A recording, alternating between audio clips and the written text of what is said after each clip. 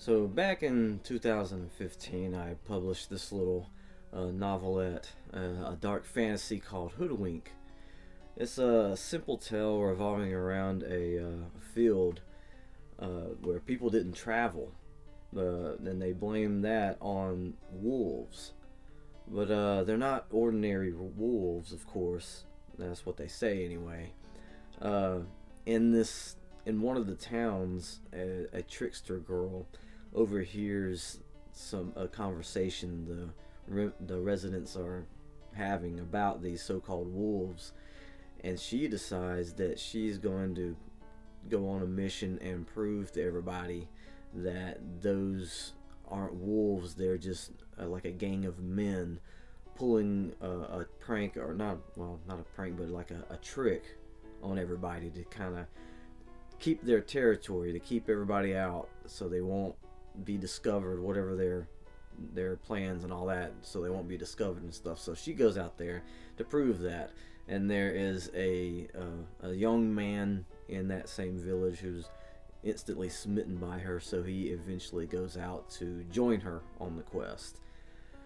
Well, there was a trick that she could do. She did it for the people in that one town, and without giving anything away, it's almost like a sleight of hand, but instead of like an object she has, it's her whole body, right? And it's something that she uses to her advantage in either entertainment or combat. I mean, this is a dark fantasy, right? So after publishing this story, off and on, I would keep thinking about that trick she was able to do, like some kind of magic. And with the genre of fantasy, the mechanisms or the mechanics or the details of how magic works in the world that the author creates is kind of like the bread and butter of that. It's like something either the reader or even the writer, they really get into it. It's like something they're really interested in. So of course I couldn't help it. I kept thinking about it, and I started fleshing out a story that would explain where she got that trick from. And it ended up being a sort of a hostage rescue turned into a secret society dungeon crawler. It was lots of fun with old abandoned forts, a suspicious swamp village, and they even go cave spelunking. And there's all like different types of arcane arts that are used in this story. It's not just what she can do. She's got allies and enemies and stuff.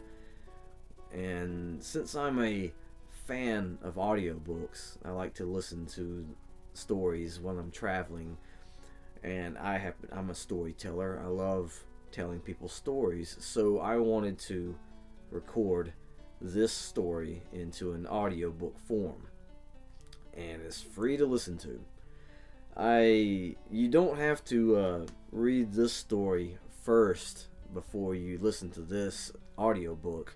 Really, it doesn't matter which order you read them in.